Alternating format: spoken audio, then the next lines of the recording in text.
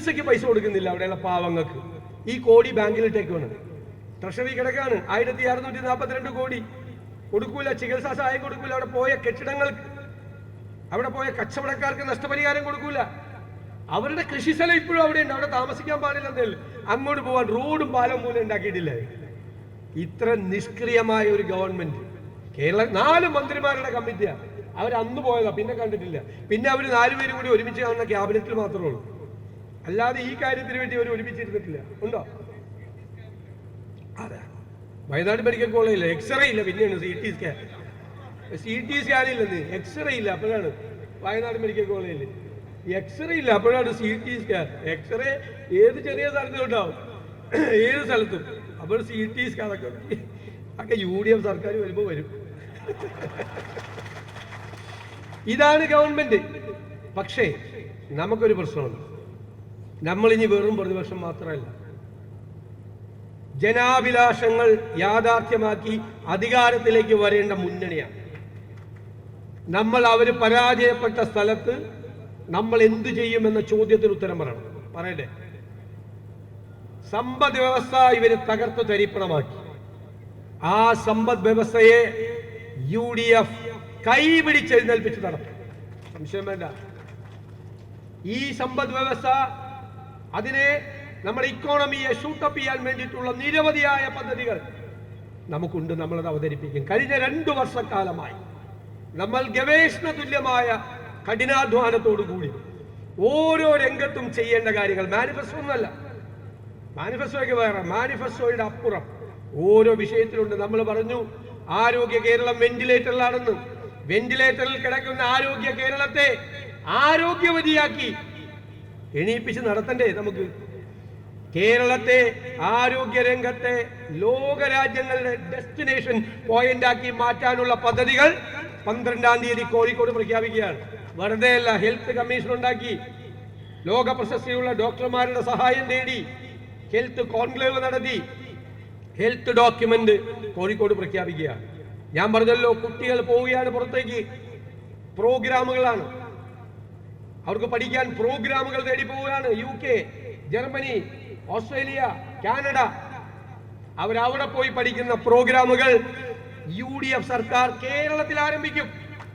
പുറത്തു വരുമ്പോൾ അവർക്ക് തൊഴിലവസരങ്ങൾ ഉണ്ടാകുന്ന സമഗ്രമായ ഒരു തൊഴിൽ ദാന പദ്ധതി, അതും ഈ ജാഥ തിരുവനന്തപുരത്ത് എത്തുന്നതിന് മുമ്പ് പ്രഖ്യാപിക്കും. സമഗ്രമായ പദ്ധതി, കേരളത്തിൽ ഇന്നുവരെ പ്രഖ്യാപിക്കാത്ത ഇൻവെസ്റ്റ്മെന്റ് കൂടെ ഉള്ള സമഗ്രമായ ഒരു പദ്ധതി കൂടി നമ്മൾ പ്രഖ്യാപിക്കും. ഞാൻ എല്ലാം ഇവിടെ പറയുന്നില്ല.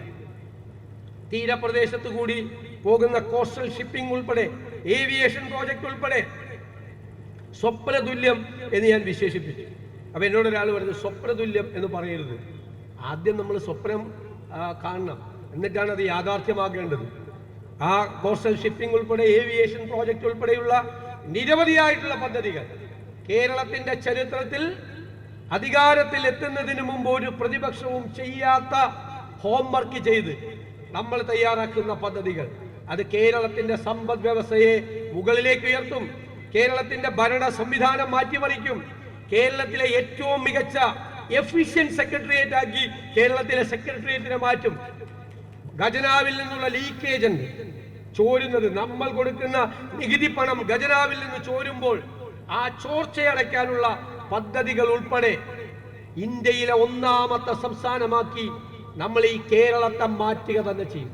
അതുകൊണ്ടാണ് ഈ ദുർഭരണത്തിന്റെ അവസാനം കുറിക്കുകയും ഒരു പുതുയുഗത്തിന് ആരംഭം കുറിക്കുകയും ചെയ്യുകയാണ്. വെറുതെയല്ല പുതുയുഗ യാത്ര എന്ന് പേരിട്ടത്. ഒരു പുതിയ കാലം വരികയാണ്.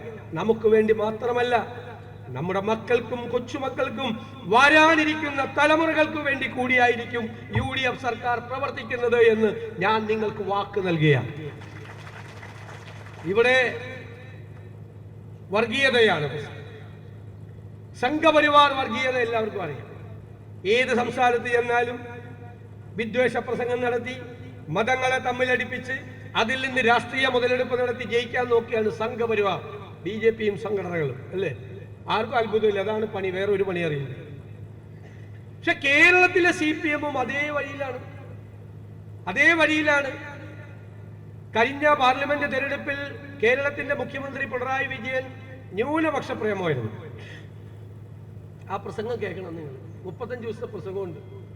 ഗാസയിലെ കുഞ്ഞുങ്ങളെ കുറിച്ച്, പാലസ്തീനിലെ യുദ്ധത്തെക്കുറിച്ച്, പൗരത്വ രജിസ്റ്ററിനെ കുറിച്ച്, ന്യൂനപക്ഷങ്ങളുടെ സങ്കടങ്ങളെക്കുറിച്ച്. ഇതൊന്നും പറഞ്ഞിട്ട് ന്യൂനപക്ഷമൊന്നും ആരും വോട്ട് ചെയ്തില്ല. അപ്പൊ തെരഞ്ഞെടുപ്പ് കഴിഞ്ഞപ്പോൾ നേരെ പ്ലേറ്റ് മാറ്റി.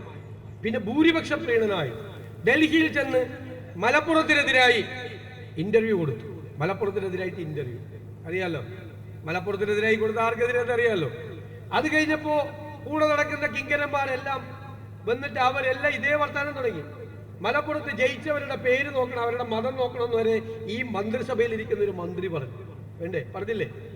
പിന്നെ ഇടയ്ക്കിടയ്ക്ക് ഇങ്ങനെ ഷോൾ അണിയിച്ച് സ്വീകരിക്കുന്ന ചില ആളുകളും, പിണറായി വിജയൻ ഇടയ്ക്ക് പൊന്നാട അടിയിക്കുന്ന ആളുകളും ഒക്കെ വർഗീയ വിദ്വേഷ പ്രസംഗം നടത്തി. ഇതിനെയൊക്കെ CPM പ്രോത്സാഹിപ്പിച്ചു ഇല്ലേ? ഈ തെരഞ്ഞെടുപ്പ് കഴിഞ്ഞപ്പോ ഭൂരിപക്ഷം ഇല്ല, ന്യൂനപക്ഷം ഇല്ല, ആരും കൂടെയില്ല, കൺഫ്യൂഷനാണ് മൊത്തം. ഞാൻ നിങ്ങളോട് പറയുന്നു, ഇവർ കേരളത്തെ വർഗീയവൽക്കരിക്കാൻ ശ്രമിക്കുന്നു. സംഘപരിവാർ സഞ്ചരിക്കുന്ന അതേ പാതയിൽ CPM സഞ്ചരിക്കുന്നു. അനുവദിച്ചുകൂടാ. നമ്മളൊരു തീരുമാനമെടുത്തിട്ടുണ്ട്. ഭൂരിപക്ഷ വർഗീയതയെയും ന്യൂനപക്ഷ വർഗീയതയെയും നമ്മൾ ഒരുപോലെ എതിർക്കും. ഒരു വിട്ടുവീഴ്ചയുമില്ല. തെരഞ്ഞെടുപ്പ് കാലത്ത് വോട്ട് കിട്ടാൻ വേണ്ടി വെള്ളം ചേർക്കില്ല. തെരഞ്ഞെടുപ്പിന്റെ പാരമ്യത്തിൽ നിന്നാലും ആര് വർഗീയത പറഞ്ഞാലും UDF അതിനെ ചോദ്യം ചെയ്യുക തന്നെ ചെയ്യും. നട്ടെല്ല് നിവർത്തി നിന്ന് ചോദ്യം ചെയ്യും. ഞാൻ കഴിഞ്ഞ ദിവസം പറഞ്ഞു, ഉള്ളിത്തട്ടി പറഞ്ഞതാണ്, പിണറായി വിജയനും VD സതീശനും ഒക്കെ കുറച്ചു നാളത്തേക്ക് ഉണ്ടാവുള്ളൂ. പിന്നെ ഓർമ്മയാവും. കുറെ കഴിയുമ്പോൾ ഓർമ്മയിലും ഉണ്ടാവില്ല.